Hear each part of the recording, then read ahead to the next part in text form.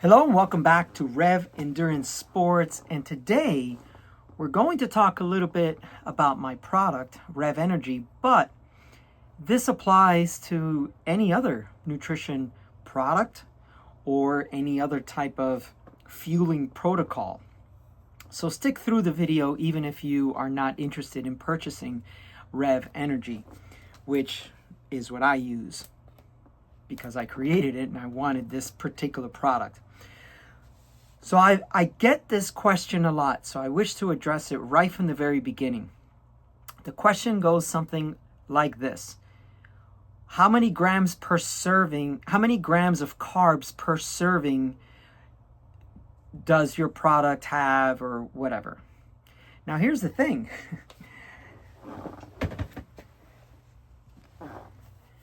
You have a 1,360 gram container or a 3-pound container. You get a scoop and you have the powder. A serving is whatever you want it to be. So, there is a lot of marketing out there and you just have to pay attention to what's going on. So for example, this packet has 40 grams of carbs. That's just the way they packaged it. Right? This package has 50 grams of carbs. That's just the way they packaged it. This package has 90 grams of carbs. It's just the way they packaged it, right? They are, high carb fuel, but a serving size is whatever you want it to be. It's whatever you can tolerate, and it's always going to depend on the course demands, whether the ride is supported or unsupported, whether it's hot or it's cold, or you need more fluids or you don't need much fluids, right? So a serving size is whatever you can digest and whatever you wish it to be per serving. Grams per serving or calories per serving, right? It's all marketing, like, okay, 90 grams of carbs in this package. Well, that's 4 scoops of this. Just 4 scoops. You put it in your bottle. There it is. You got 100 grams. So don't get obsessed with, how something is packaged as to what the serving size is. So for example, if it's relatively cool here in San Diego, or even at that hot as Hades Colorado 1200K that I just did, I will make my calories or grams of carbs proportional to how much fluid intake I need versus how many calories I need within that fluid amount. So if it's really cool out, I can put 6, 7, 8 scoops per bottle in a 750 ml bottle, or 26 ounce bottle for the rest of us in the imperial system. So like right here, there's 6 scoops in here that I had during my 1200K that I never used the last 2 days. And the scoops line up to about here. But once you put water in, this thing is like magic. It just disappears. It literally just, the powder is so lyophilized that it just disappears. So when it's cool out, 6, 8, 10 scoops per bottle, and you got 100 grams of carbs, or 250 grams of carbs, or 1,000 calories per bottle. It just, a serving size is whatever you want it to be. 1 scoop is 100 calories, 25 grams of carbs.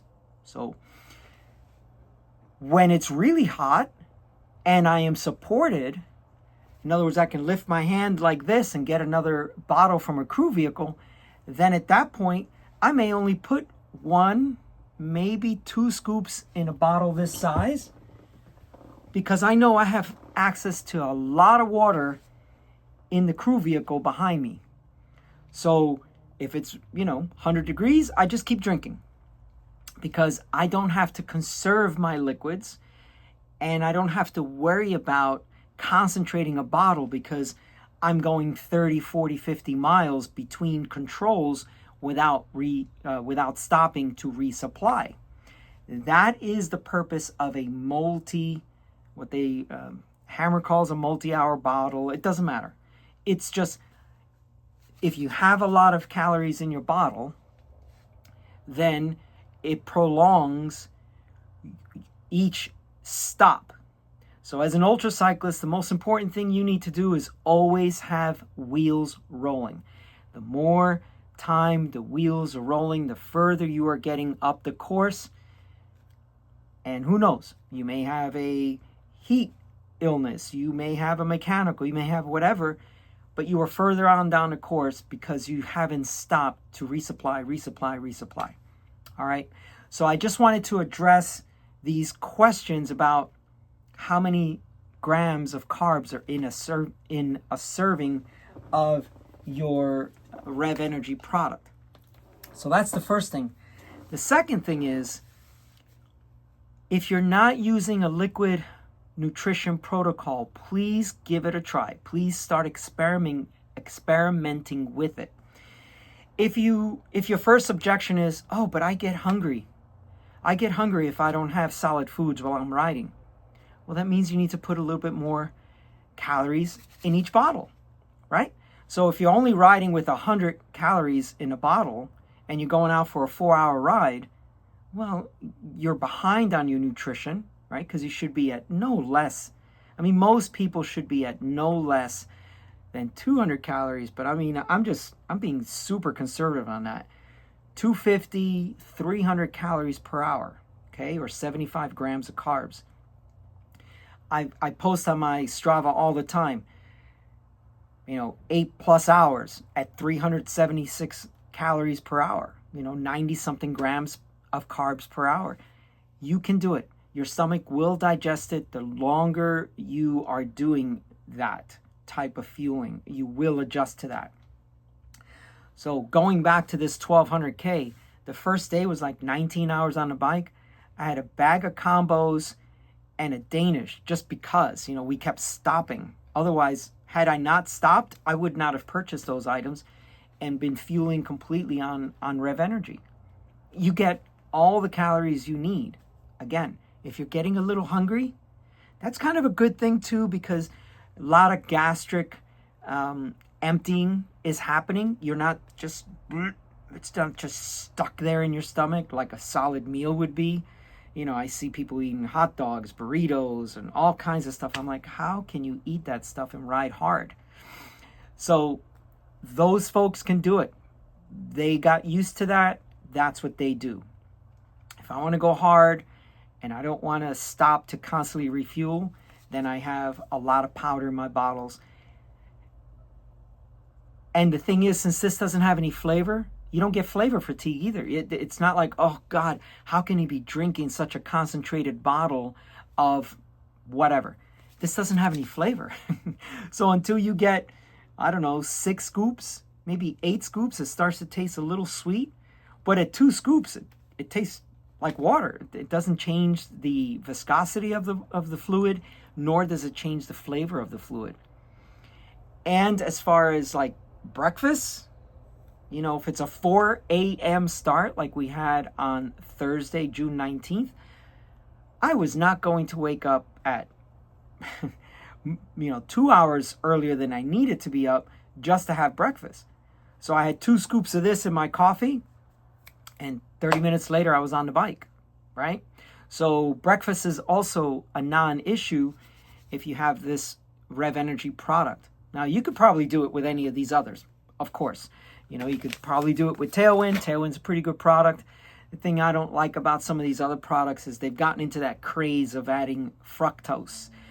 And they've got simple sugars in them, which are, quick energy, but too much simple sugar will tear up your stomach. Okay, so when you're consuming that many calories, you want it to be complex and not so much simple. So all these people eating simple, table sugar and all that, that's great. If it works for you doing that, keep doing that. But when you're on a very, very long day, 19 hours the first day, 250 miles, I just bring a lot of powder with me. It's just so simple. Something I started doing on this event is because, baggies, they're really thin and they can tear.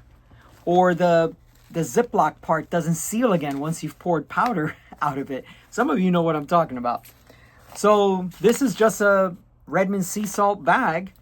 I just take a funnel, pour the powder in here, and then whenever I need the powder, I've already got a spout. And then I just pour this into my bottle.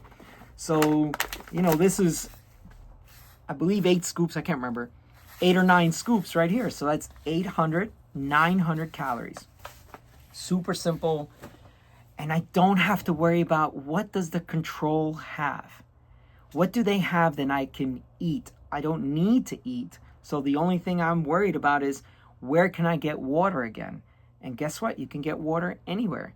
Gas stations, parks, convenience stores, coffee shops, anywhere that uses water to, make their goods or to serve their public, you can get water. But if your route is designated and you have to follow the cues, left here, right here, left here, right here, you are susceptible to whatever's on the course, unless you want to go off course, eat something, and get back on the course. Liquid nutrition, all you need is water. And you need to drink anyway. You need to drink out of your bottle anyway. So it's the easiest way to fuel. You don't have to fumble for a bar. You don't have to try to suck down a gel when you're completely dehydrated and your mouth is pasty. And then guess what? You still have to wash that down with water. So now you're using the water to wash down the gel you just drank. If you're huffing and puffing, which you shouldn't be on an endurance event. I on that 1200K, I never did breathe through my mouth because I didn't want to dehydrate myself even more. If you put a mirror in front of your mouth, all that moisture that's coming out of your mouth is what you're exhaling every time that you exhale in 100-degree dry heat, right? Your lungs say, oh, that air came in, but I need to moisturize it so that it can go through my system. So you're just dehydrating yourself more. So breathe through your nose, especially at endurance events. Anyway, I just always had fuel in all my bottles, and then once it got to a very hot part of the day, I would grab a couple of liter bottles from a convenience store and then carry those with me. And then just drink those, supplementing my hydration, which has calories in it. And then once I got past that hot part of the day or hot section of the course, then at the next convenience store, dump those 2 bottles. They're disposable, and I had 2 extra liters of water with me as I was riding. Anyway, I wish that it makes a lot more sense to you, this marketing thing about how many calories per serving. The next packet that these people do is probably going to have 120 grams of carbs, right? Because it's just whatever you package it as. And then you sell it and you say, look, my product has 90 grams of carbs. Theirs only has 50, or theirs only has 40. See what I mean? It's just marketing. Thank you so much for tuning in. Please like and subscribe, and I will see you up the road.